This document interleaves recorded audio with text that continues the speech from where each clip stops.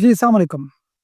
आजकल social media पर doctor रफ़ीक गुज्जर, जो कि मियाँ चन्नू से है, उनके हवाले से एक इंतहाई भयानक वारदात हुई है और उसकी चर्चा है, जिसमें उन्होंने एक मरीज़ा के साथ नाज़ बहरकत की।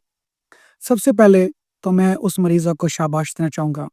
बीबी, आपने बहुत ही अच्छा काम किया कि आप बाहर आईं और आपने उसकी शिकायत लगाई और इसके साथ-साथ जो उनके शौहर हैं, उन्होंने भी बजाए इसके कि उसके साथ हाथापाई करते, उस डॉक्टर की एक वीडियो बनाई है और 15 पर कॉल किया। देखें, आपको शायद अंदाज़ा नहीं कि ऐसी बहुत सी ख़वातीन हैं, जिनके साथ सोसाइटी में सिर्फ़ डॉक्टर्स ही नहीं, दूसरे जो तबके हैं, जिनमें वकला भी शामिल हैं और दीगर जो स्पेशलिटीज़ हैं या दीगर जो इवन चिंगची वाले, इवन टैक्सी ड्राइवर्स, इवन उबर वाले, वो उनके साथ बदतमीज़ी करते हैं, दस्तदराज़ी करते हैं। और वो क्या करती हैं, चुपचाप बैठ जाती हैं, रो-धो के सब्र कर लेती हैं। क्यों? क्योंकि उनको लगता है कि अगर वो शिकायत लगाएँगी, तो उनके वालिदैन, उनके भाई घरों से जाना बंद कर देंगे, उनके जो शौहर हैं, वो उन्हीं पर शक करेंगे और सबसे बढ़कर मुआशरा विक्टिम ब्लेमिंग करेगा। तो मैं उन खातून को बताना चाहता हूँ कि हम आपके साथ हैं। आपने इस पर आवाज़ बुलंद की है, इससे आप ख़वातीन की हीरो बनी हैं। इससे किसी को ये नहीं हुआ कि आपने कोई गलत काम किया है या आपको चुप रहना चाहिए था या आपको इस मामले को यहाँ तक नहीं लेके जाना चाहिए था। आपने बहुत ही अच्छा काम किया है।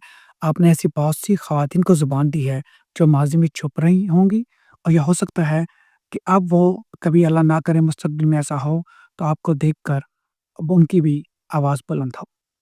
अच्छा, इसके साथ-साथ मैं ये भी समझता हूँ कि जो डॉक्टर है, उसको भी इसका हक मिलना चाहिए कि वो अपनी तरफ से अपना मौक़िफ़ वाज़ेह करे।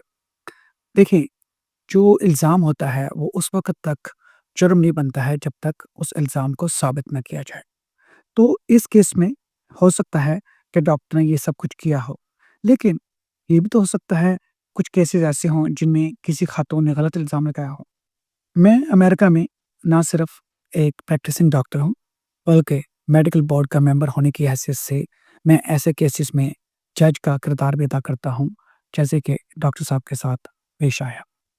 तो पूरी दुनिया में जो एक चीज़ है स्टैंडर्ड प्रैक्टिस, उसमें जब डॉक्टर किसी खातून को एग्ज़ामिन करता है, तो ये अहम है कि उसके साथ कोई और खातून भी मौजूद हो, जिसको हम यहाँ शैपरन कहते हैं। और अगर कोई खातून मौजूद ना हो, तो फिर उस मरीज़ा के साथ जो भी बंदा आया, वो भी बैठ सकता है।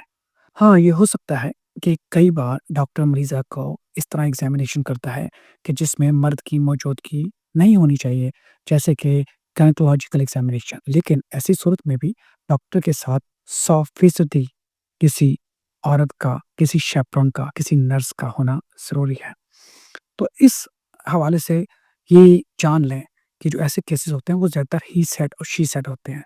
जिसका मतलब ये होता है कि डॉक्टर कहता नहीं मैंने ऐसा कुछ नहीं किया और औरत कहती है कि मैंने ऐसा किया है। तो कल्चरली जो अगर आप देखते हैं कि अमेरिका में आम तौर पर जो ऐसे फैसले होते हैं, वो मरीज़ा के हक में होते हैं। लेकिन पाकिस्तान में क्या होता है, डरा-धमका कर मरीज़ा को खामोश करवा दिया जाता है। तो इस हवाले से ये केस बहुत अहम है। इस केस को बुनियाद बनाकर आगे ऐसे पैरामीटर्स तय किए जा सकते हैं, जिनमें ख़वातीन मरीज़ों के साथ कोई इस्तेहसाल ना हो। और इसके साथ-साथ जो इनपेशेंट ख़वातीन मरीज़ होती हैं और उनके साथ जो लवाकीन होती हैं, जो रात को ठहरती हैं, उनके ऊपर भी वार्ड में बहुत से लोग गलत नज़र रखते हैं। तो इस हवाले से भी इस बात को उजागर करने की ज़रूरत है कि उनको किसी भी किस्म की हैरेसमेंट हो, उनके साथ किसी भी किस्म का बुरा रवैया रखा जाए, तो उनके पास भी ऐसी ऑप्शन होनी चाहिए कि वो फ़ौरी तौर पर पुलिस को इत्तला करें। ये केसेस बहुत अहम हैं, क्योंकि इससे मुआशरे के अंदर जो आज तक छुपे हुए नासूर हैं, वो उभर कर सामने आते हैं। अपना ख़्याल रखें। शुक्रिया।